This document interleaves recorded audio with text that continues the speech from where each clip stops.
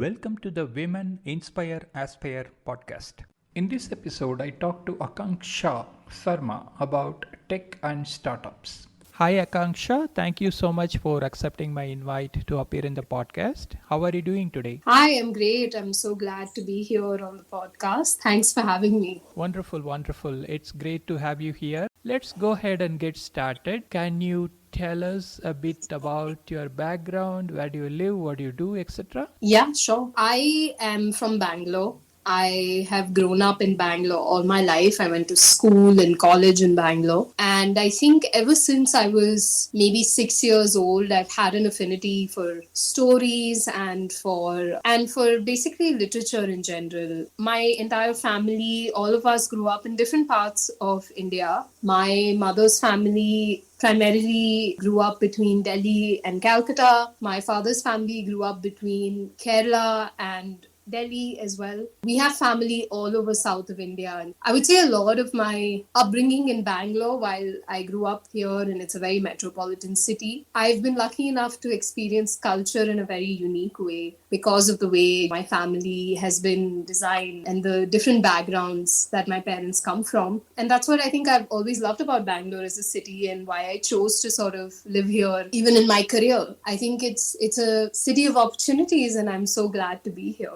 Wonderful. Can you tell us a bit about the value systems that you grew up with in childhood and how it has shaped you today as a person? Yeah, that's a very interesting question. And if I had to reflect on it, I think I've had a mix of both very traditional and progressive sort of values. I'll sort of explain what I mean when I say that. Traditional in the sense that my family has always placed a lot of value on maintaining culture, right? And sort of valuing the rich sort of culture that we inherit as Indians. You know, my father and my mother were both very into, movies, and they were also very interested in dance and art. So I grew up with a lot of that. I think when you grow up in a very artistic environment, you also open yourself up to the morals that those things carry. So progressive in that sense. Traditional in the sense that, my folks are very devout Hindus, so they love to go to the temple on weekends. They derive a lot of value from that, right? I think a large part of how we interacted as a family was also surrounded around that. It was my grandmother, for instance, she had so many stories about the friends that she made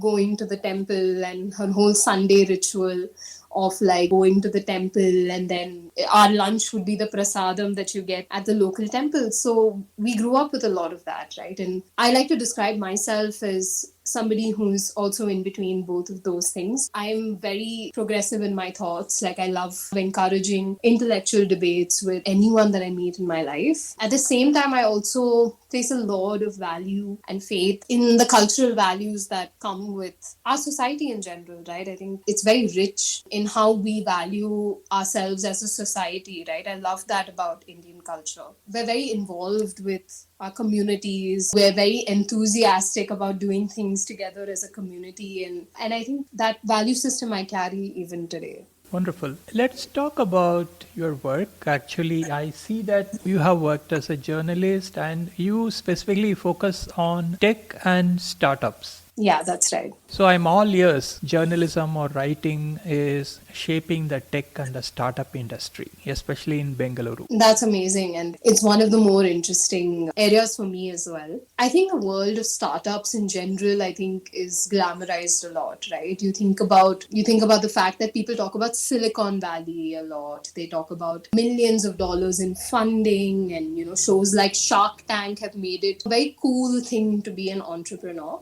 Of course, that's the good side of it, right? Like, the good side is when things work out, people are interested in your brand. You're able to raise funding. You're able to sort of almost create generational wealth, right? Through just a company that you're building. But that's a very small percentage of startups in general. The statistics show that at least 9 out of 10 startups fail on a daily basis, and for good reason, right? Because entrepreneurship is not a very easy thing to do. If you think about it, our entire, the business stories of India are essentially stories of entrepreneurship. Ratan Tata, you think about the Ambanis, you think about the Adanis, they are like true-blooded entrepreneurship, right? So I think what the startup category has done is there is a glamour associated with it, because there's just so much buzz about like, oh, I should be an entrepreneur, I should raise millions and this and that. But what's interesting about tech and startups is that it moves very fast. A very simple thing, right? The way that I can describe startups and tech is very simple. You think about the fact that we moved from the Nokia 1100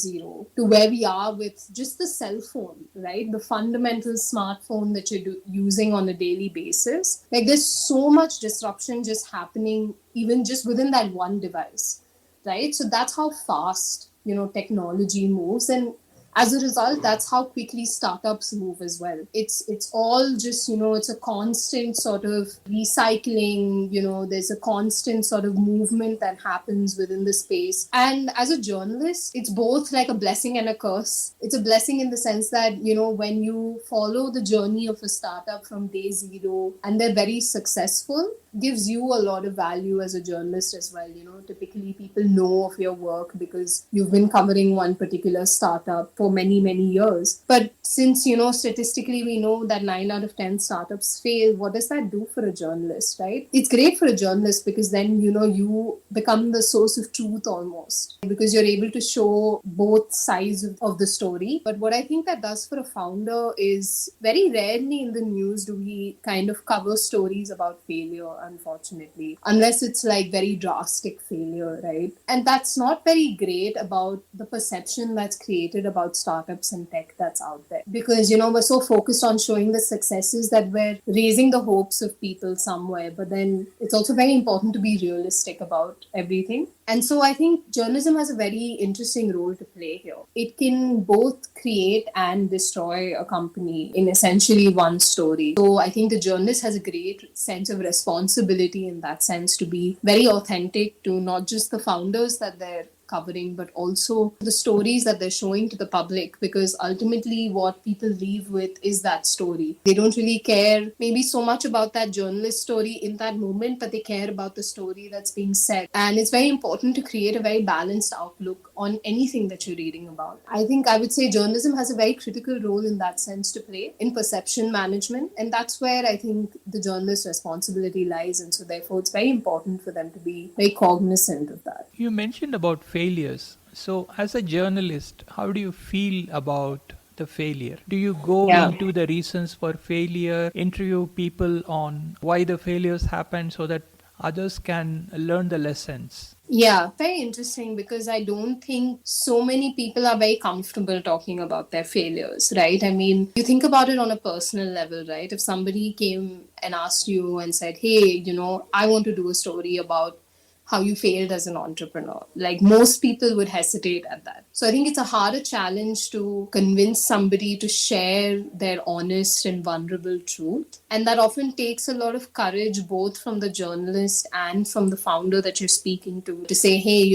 I think the world should know about this story. And it has nothing to do with you as a person, or it has nothing to do with you, with your company and what you've done. And sometimes that is the hardest battle. It's very important to show these stories, but then it's also equally, I think, a journey for that founder to self-realize about that story and admit that, hey, I failed. And sometimes that's a very hard thing to do, right? Like, most people are not very comfortable talking about their failures because it's seen as a badge of shame or a badge of like disgrace. It's not something in Indian society. We don't encourage people to talk about their failures a lot. If you were in school and you got an F grade on your test, you're not going around telling the world that, hey, look, I got an F in this test and I know exactly why. It's hard. It's extremely hard. But, there are a few courageous founders that are, comfortable enough to actually come forth and say, hey, you know what? I want people to know what the reality is out there. So I would say, the journalist challenge there is to then build that conviction. Okay, so you mentioned about venture capital and all that, right? So, from your experience and your observation,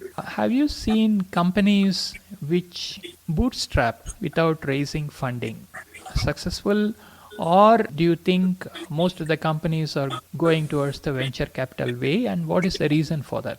That's a very interesting question. And I think what I will do is I'll just walk you through a few different scenarios, Sure, right? So sure. you have some great examples of bootstrap companies that have made it big. At the same time, I think over the years, right? I think there's been a couple of cycles for venture capital. So I would say the first cycle of this began in 2014 when there was a lot of external sort of investors coming into the market. A lot of investors from China, you had a lot of investors from the US that were very interested in sort of the growing economy that India had at the moment, right? Due to population, several different factors, we were a very desirable market for a lot of investors in 2014. That cycle saw the creation of a lot of companies that we know and maybe even use today. These companies benefited from that wave of capital back then. Investors were very free with the kind of capital that they were deploying during that period. They basically told any startup, if you want money and you're looking to sort of build this business, we will give it to you, no holds barred, right? And so what a lot of these companies did at that time,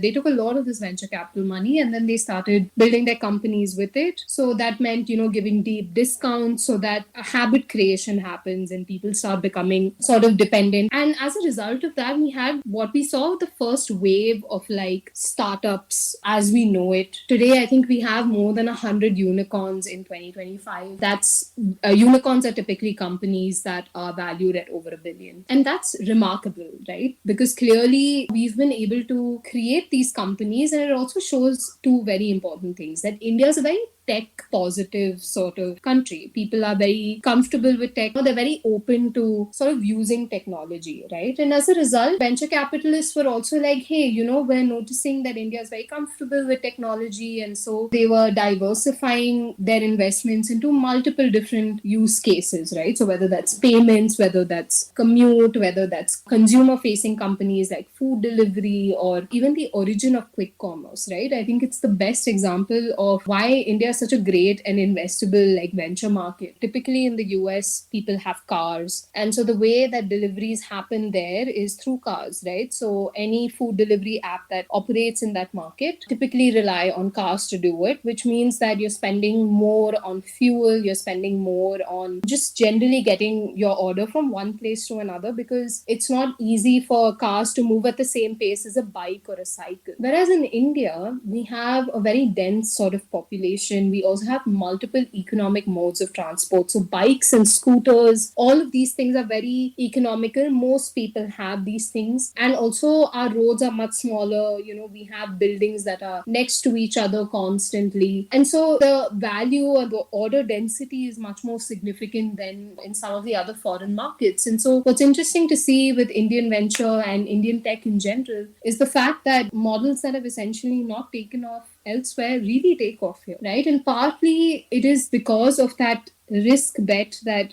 investors took back in 2014 that we've seen such a decade of progress. Today we have such vibrant sort of micro competition, right? Like within quick commerce itself, we have so many different players. Let's say protein, for example. We all know India is still kind of a protein deficient market. But the fact that so many players can enter this market and compete with one another just shows you that there's consumers at every level can essentially create multiple micro markets in India. What's interesting now is also that venture capital is much more specific now, right? That's the trend that we're seeing in 2025, the emergence of focus funds. They say that, we're only going to invest in fintech startups. We're only going to invest in consumer startups. It's a fact that you can create these very rich micro markets within India that makes it such a very interesting proposition for venture funds to even play with. You can tailor your thesis to a very specific thing and you'll still see that there's a huge competition, a huge market available for you here. I think that's what makes India a very interesting venture market compared to other markets out there. Thank you for sharing that perspective. That's very detailed. Let's talk about branding. You're specializing in branding. So tell us about your experience in branding for the startups.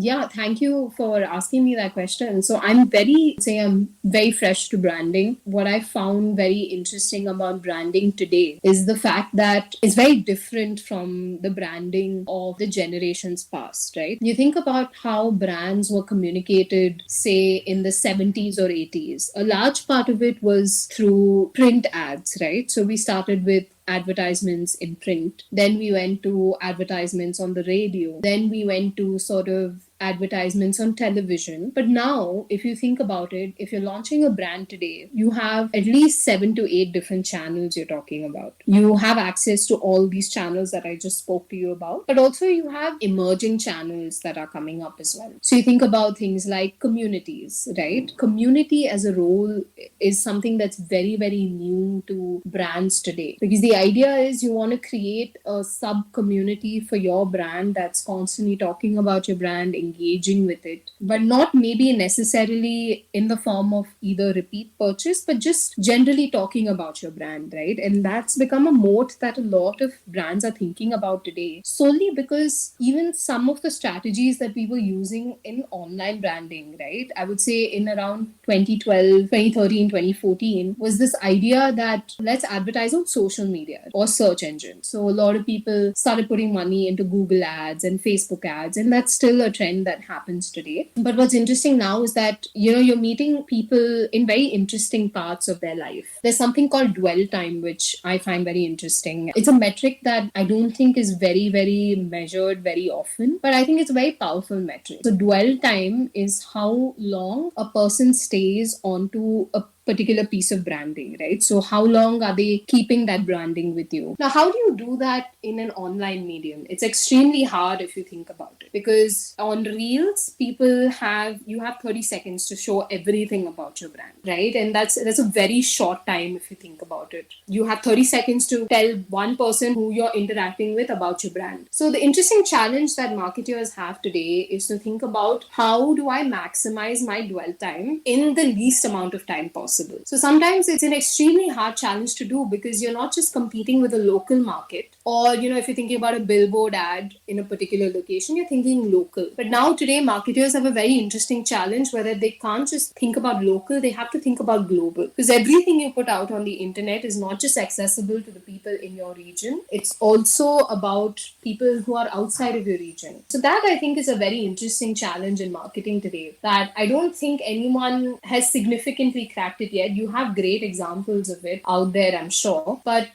it's an extremely daunting challenge, I think, for marketing folks today. Putting out the brand for the international exposure? Yeah, I would say if you're thinking about building a brand today, I would say any great brand. Let me just start with the definition of what I think a great brand is. I think a great brand is a brand that's able to sort of meet the customer exactly where they are and exactly at the moment where they need it. What I mean by that is, you think about any of the brands that you find memorable in your memory. Or if I think, okay, I have run out of grocery, I'm not going to think, oh, should I go to the grocery shop? You have a big challenge to meet the customer where they are, right? The first challenge is, of course, being on their phone. So how do you make your app appealing in the app store? That is one challenge. The second challenge is, how do I get my customer to use my app every day? So you have to make your app that attractive so that your customer uses that app every day. The third thing is, you have to think about, am I fulfilling my customer's daily routine? And that is very difficult to do, because once habit formation has happened, it's very hard to create a habit from scratch, especially digital habit. You're very used to using certain apps every day. It's very hard to introduce a new app in your daily routine. So I think that is the challenge, right? Not just digital presence, but also, digital presence in the sense of being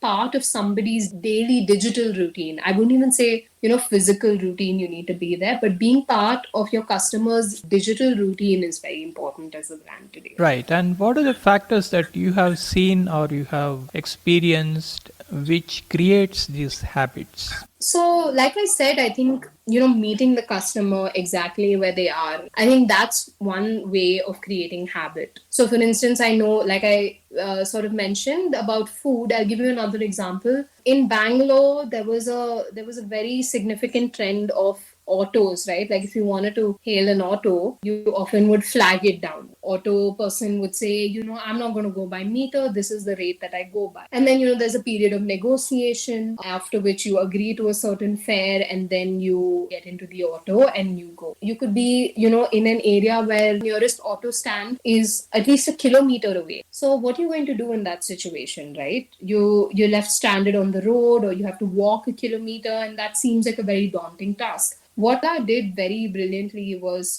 met the customer where they were, right? So they said, hey, you know what? You don't have to walk to your nearest auto stand. You can hail an auto from right where you are. So that's a great example of a brand being where the customer is, and that's what kind of reinforces habit. Another element that's very interesting to me, which I think creates powerful brands, is finding a way to connect people. Our parents back in the day, a relative that's living in the US, the only time you ever spoke to them was if they came to India. But the fact that the internet and companies have democratized the fact that you can speak to your family member on demand. You don't have to worry about paying this trunk calling charge or any of these things, right? So meeting a customer where they are, I think, is key to unlocking a great brand. Great. So I think we have spoken a lot about your work right now. Let's move on to the fun stuff. What do you do Of apart course. from work? What are your hobbies and interests? I would say, if you asked any of my friends or anybody that know me, they would say I have the hobbies of somebody from like the 1960s.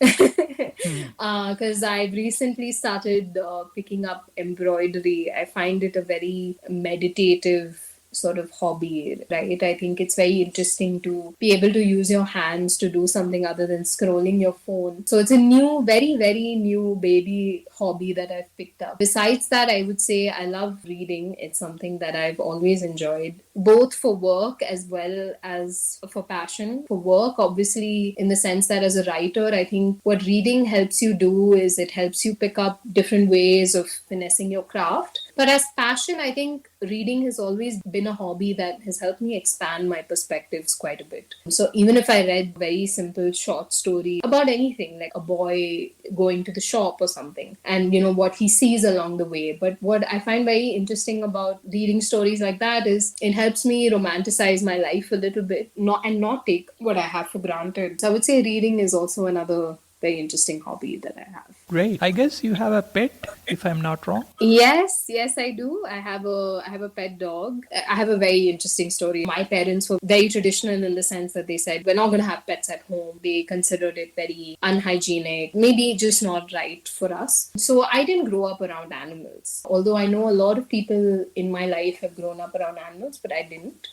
And as a result, I think I almost grew very fearful of dogs, right? And you read all these stories about how dogs attack people and these things. So you create that perception gets created in your mind sometimes. And so I grew up very, very afraid of dogs. I had a very personal sort of tragedy that happened a few years ago. My grandmother passed away. Aunt has a dog in her house. And I used to be very scared of him because he was a bigger dog. I don't know. I generally found him very intimidating. And my grandmother's funeral, I was obviously very distressed. What happened then was a magical moment. I don't think about it on a regular basis, but I think this was the moment that I decided that I would change attitude towards animals. This dog had such compassion for me that moment. Came and he sat, followed me around the house, and in a way he made sure I wasn't alone. It was so shocking to me that an animal could feel that I needed that kind of presence. And so suddenly, in that moment, I lost the fear that I had for dogs with him. And since then, I said, okay, you know what? I think this is a presence I've been missing all my life. I sort of decided that, I would adopt a dog. And I think it changed a lot for me since then. My dog gives me a sense of community as well. What having a pet does for you is so many great things about the mental and psychological benefits of having a dog. The best thing about having a dog is also it gets you out of the house when you need it the most.